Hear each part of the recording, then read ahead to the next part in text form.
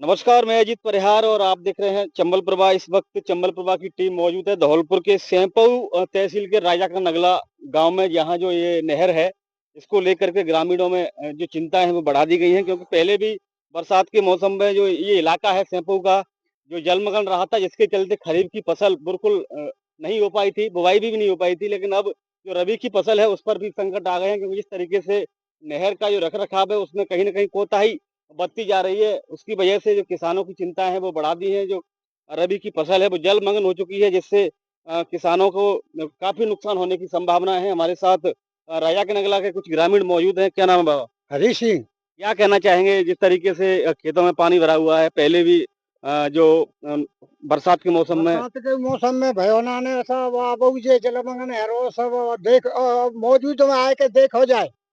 जो प्रशासन को सुनतुना ने कहूँ जाऊ ता नेतागिरी में कोई सुनना रहे हो और काऊ चीज की कोई व्यवस्था ना ने और 50 बीघे अब भयो भयो और समस्या है 100-100-200 बीघे की जावे की। विधायक जी क्या कहते हैं? विधायक जी के पास जाते हैं तो कुछ सुनते ही नहीं है। किसी भी काम के लिए जाएंगे तो ये कह देते कि हाँ हो जाएगा होने को कुछ नहीं है। क्या नाम है? मेरा नाम जितेंद्र शर्मा। क्या कहना चाहेंगे इस समस्या को लेकर के युवा के तौर पर? मैं ये कहना चाहता हूँ हमारे गांव राजा के नगले में कम से कम 400-500 बीघी जमीन है जो पानी भरा हुआ है। कुछ तो नहर का पानी आ रहा है, कुछ पहले से बरसात का पानी भरा हुआ है। यहाँ ना कोई प्रशासन ना प्रशासन कोई भी देखने नहीं आ रहा है।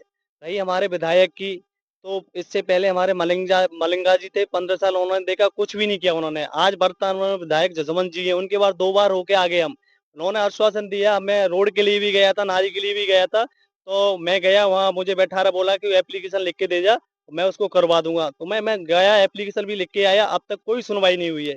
ना सरपंच है ना प्रधान जी, कोई भी सुनवाई नहीं दे रहा है। गांव के अंदर कोई देखने भी नहीं आ रहा है कि क्या हो रहा है क्या नहीं हो रहा है।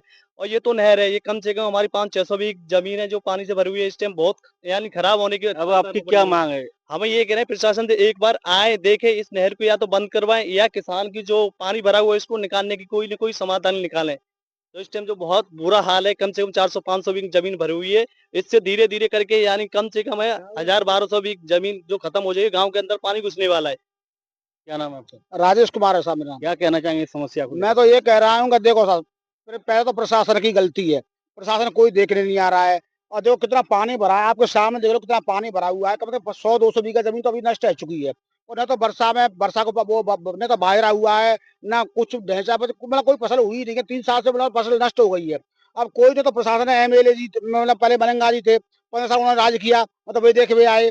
और ना तो जसवंत जी है, अभी तो वो तो कोई फोन उठाता ही ना है। जसवंत जी तो बिल्कुल बिल्कुल बिल्कुल बिल्कुल असली बात है। तो केवल वोट लेने से सकने का हवाला नहीं, तो यहाँ पे आ जाते हैं और पर कोई व्यवस्था सब खत्म कर दी है। और जब हमें तो जी कह रहे हैं कि तो नहरें बंद करी जाए, और कछु 10 नाक हो या 15 नाक हो तो थोड़ा पानी तो कंट्रोल हो है। और नहीं तो व्यवस्था खराब हो जाएगी, मतलब पूरा भाई गाँव में पानी घुसे हुआ हुआ है। वो तो स्पष्ट बता रहे हैं। या तो प्रशासन या तो ढंगते व्यवस्था करे, और नहीं तो फिर हम धरना देंगे, एसडीएम ऑफिस जाएंगे या कलेक्टर ऑफिस जाएंगे, और फिर आक्रमण करेंगे या कछु करेंगे, मतलब किसान आंदोलन करेंगे। व्यवस्था होगी तो वो करेंगे। इससे पहले इस समस्या को अवगत कराया है प्रशासन को, स्थानीय विधायक को?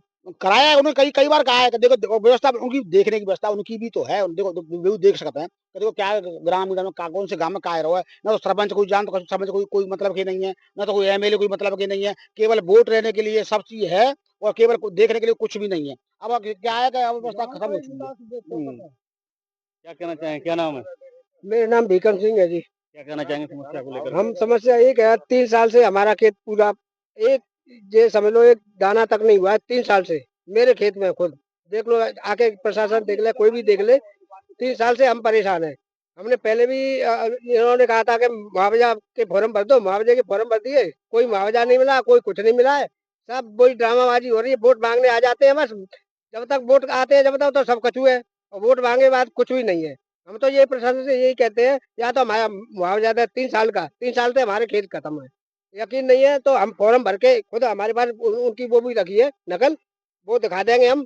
अभी तक कोई सुनवाई नहीं है। पटवारी के यहाँ भर जाओ, कुछ नहीं है, कोई 1 रुपए का लेना देना नहीं है।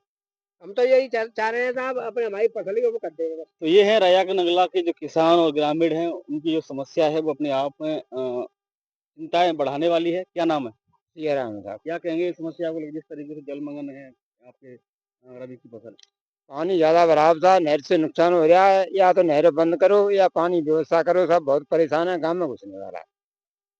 तो ये तस्वीरें अपने आप में विचलित करने वाली हैं, क्योंकि जो किसान है वो एकमात्र उनका सहारा एक अपनी खेती होती है, लेकिन वही अगर नहीं होगी तो उनका जो जीवन यापन है वो किस तरीके से होगा, क्योंकि ये जो क्षेत्र है सैंपौ का इलाका पहले भी मार झेल चुका है बरसात के मौसम में, जिस जो कि खरीफ की फसल बिल्कुल भी नहीं हुई थी और ये रबी की फसल पर भी संकट मंडरा रहे हैं। तो चंबल प्रभा यही प्रशासन से कहना चाहेगा कि ये जो समस्या है उसको ध्यान में रखते हुए इनकी जो समस्या से निजात दिलाई जाए, इनका जो पुराना जो मुआवजा है उसको भी दिलाने की जो प्रक्रिया है उसको अमल में लाई जाए। फिलहाल के लिए इतना ही। कैमरा पर्सन राहुल कुमार के साथ मैं अजीत परिहार। नमस्कार।